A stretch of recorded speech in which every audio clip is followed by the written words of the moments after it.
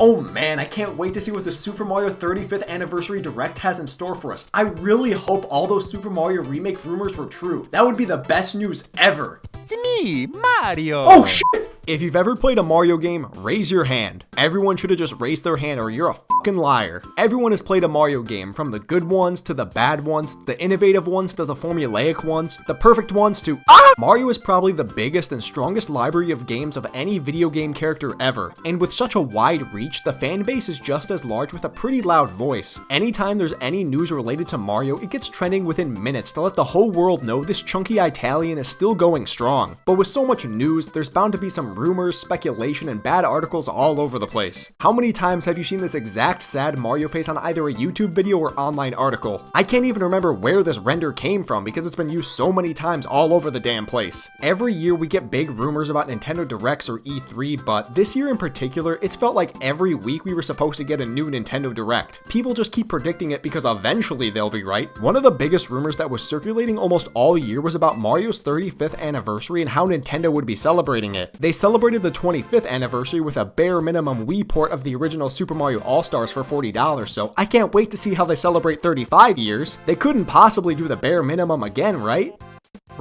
To celebrate 35 years, Nintendo re-released 3 of the most highly requested Mario games to be remade.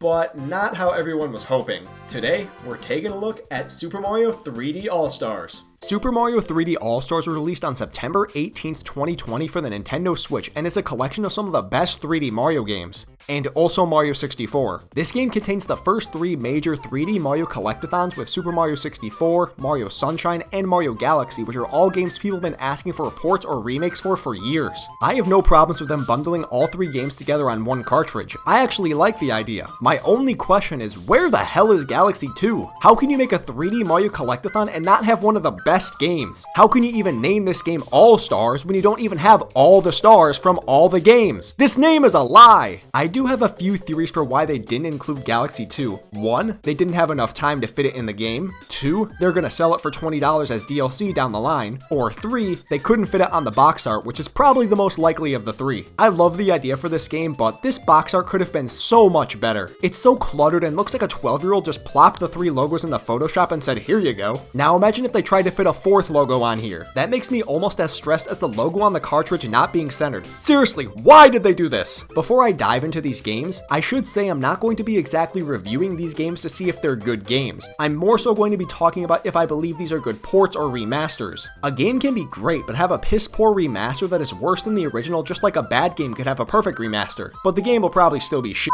Let's start by going in order and taking a look at Super Mario 64 first. Remember when I said Super Mario 64 DS was the best worst remake? Well, 3D All-Stars might take the cake and be the worst best remake. This remaster does some fantastic things, most notably the resolution and quality of the models in the game. I have never seen Mario 64 look this crisp and beautiful. I was one of the people that wanted an actual remake, maybe with Mario Odyssey quality graphics, but this is still very good. The charm of the blocky, polygonal style sort of makes Mario 64 what it is, and now that the game doesn't look like dog shit and instead looks like shiny dog shit, I love it. The textures are clear and you can truly appreciate everything the game has to offer. In 1996, this game looked amazing. And now that we can really see everything in 2020, it looks okay. Mario 64 is most well known for its controls being one of the first 3D adventures of its kind, but how do the controls in 3D All-Stars stack up? Well, for starters, you don't have to use this abomination and can instead use a controller that actually makes sense, so that's a plus. The controls were never perfect in Mario 64, but they were incredible for the time, and this game's controls are still solid, but I do have some issues with them. There is definitely a slight input delay, which isn't super unbearable in Mario 64. When we get to Sunshine though, oh boy do I have a different opinion. I also don't like how you don't use the B button to punch, kick, and dive. I know that's because the controller has a slightly different button layout, but it still irks me a little. But by far, the most annoying part of the game is the goddamn camera. This camera made me want to punt a dog off a bridge in the original, and they made no changes to it. I'd almost say it's worse because the directions are now inverted from the original, so every time I try to look up, I look down and vice versa. If you've never played the original, it probably won't bother you, but as someone who has literally been playing this game since I was 2 years old, how am I supposed to get used to this? There has actually been an update recently to add inverted controls into the game, but the point still stands, it should have been added at the beginning. It is stupid. Also, I never thought I'd say this, but I definitely prefer using the C buttons for the camera as opposed to a control stick. Perhaps I treated you too harshly.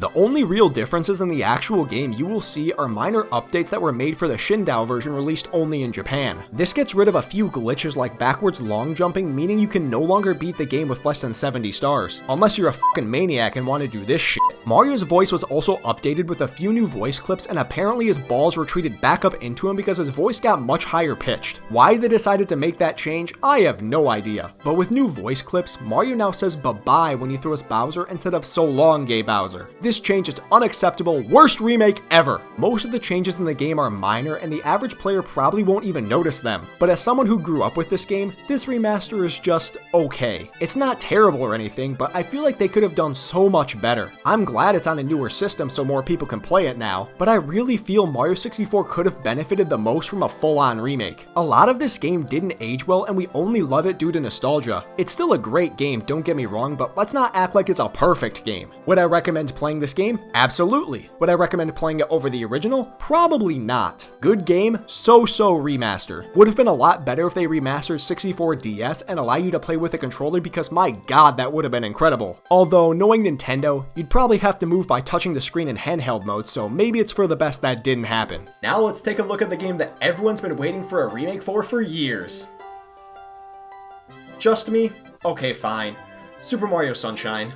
I have been waiting for this game to get ported or remade for years, and now it's finally here and it didn't live up to my expectations. Before we even touch on any negatives, I need to praise what this port did right. The game looks absolutely breathtaking. The original already looked pretty dang good for a GameCube game in 2002, but now that it's not compressed to hell, we can see how great it really looks. I've always said, for some reason, water in GameCube games always look spectacular, even better than some modern games, and now a GameCube game that's 75% water is in HD on the Switch? Of course it looks amazing. Every area looks vibrant, colorful, full of life, which it already did in the original, but now it's in HD. It's amazing how much a simple resolution upgrade can do for a game. But the biggest upgrade with this port is that it's now the first time Sunshine is playable on a console that sold more than the population of Mozambique. Where, you ask? Exactly. That was the main reason I always wanted a remake or port, because not nearly enough people have played Sunshine even though it's such a good game. Sure, it has its flaws, and oh boy, we will get to that, but it still deserves to be praised. Plus, the game is now in widescreen. That's probably the most important upgrade, and I still don't know why they didn't do the same for 64. They kept it at 4:3, but adjusted both Sunshine and Galaxy for widescreen. Why not all of them? It can't have been that hard. They were probably too lazy and knew we'd buy it either way, and they were right. Now again, before I say anything negative, just know I love Super Mario Sunshine. Are we clear? Okay, good. Because holy fuck, the input delay and button inputs are so spotty, I hate it with a passion. There are times I'll be hovering and holding down R, but Flood will just randomly stop spraying. And no, it's not because I was hovering too long, this happens after like 1 second. The triggers are so poorly optimized for this game, and I think that has to do with them being pressure sensitive in the original. The Switch Pro Controller doesn't have the voodoo magic to tell you how hard you're pressing the triggers down, while Sunshine sort of revolves around that. This is the most noticeable when you spray normally, because if you just try and tap it, drops will spray all over the damn place instead of in a straight line. I have always said the casino mission in Serena Beach is not that bad, but I almost tried to glitch my way into the pipe because I was getting so frustrated. And the button delay is just...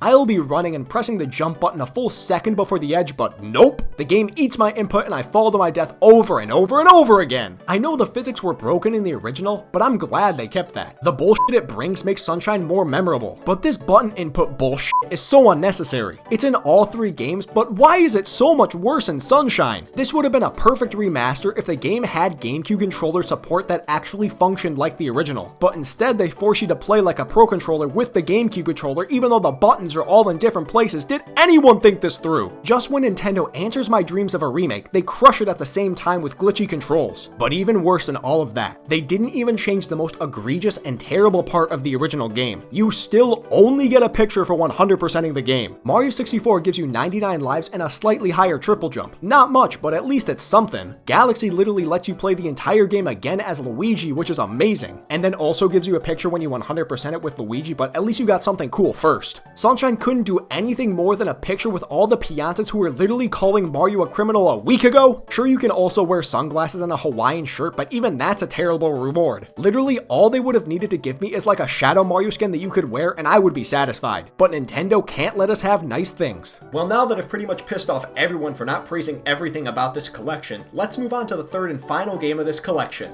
Super Mario Galaxy. Super Mario Galaxy is one of the best Mario games ever, and you could say it's the best and I wouldn't be mad at you. This remaster did a lot of things right and did justice to the game. Just like Sunshine, the game is finally in widescreen, which again isn't a major change, but makes the game feel more modern and fit on a normal HD TV. And I will still complain that they didn't do this with Mario 64. There is so much space on this TV, why not use it? I don't know if I think Galaxy or Sunshine looks the best in this collection, but this game looks beautiful. It already looked very good for a Wii game, but just like Sunshine, without the restraints, the game pops and shows how glorious the world looks. And most importantly, the map behind Rosalina is actually usable now. Best change in the entire collection, hands down. The gameplay in Galaxy is the most drastically different from the original. The original was on the Wii, which means it used...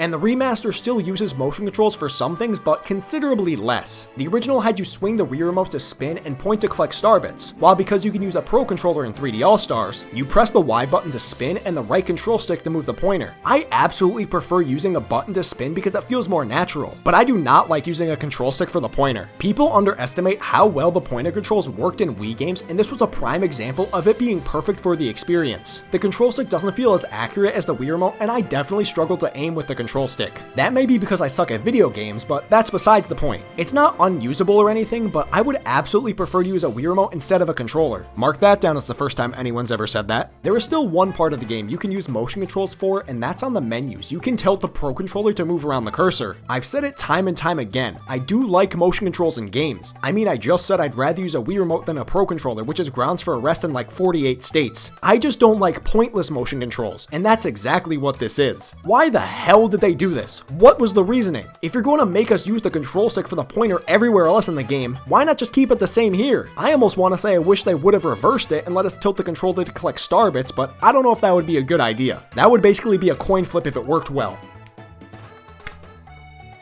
Galaxy isn't a bad remaster at all, it just takes some getting used to. I've experienced the least amount of problems or input delay with Galaxy, and overall would say it's just as good, if not better than the original. But just this HD version with pointer controls would be godlike, and maybe they could do something like that if they ever do remaster Galaxy 2. Not holding my breath on that one, I don't want to suffocate. Super Mario 3D All-Stars isn't a perfect collection of HD remasters, but all the games are still so much fun to play, and it's a great alternative for people who can't play the games anywhere else. I mean, would you rather illegally download the games online and play with less lag and input delay for free, or pay $60 for 3 games all over 13 years old that look slightly better? I think the choice is clear. I just hope with this being for the 35th anniversary of Mario, Nintendo does something similar for the 35th anniversary of Zelda next year. I mean, I could see them porting over Wind Waker HD and Twilight Princess HD, but I could just dream of a 3D collection of all the best 3D Zelda games. I would so pay $60 for a collection of all the best 3D Zelda games like Skyward Sword.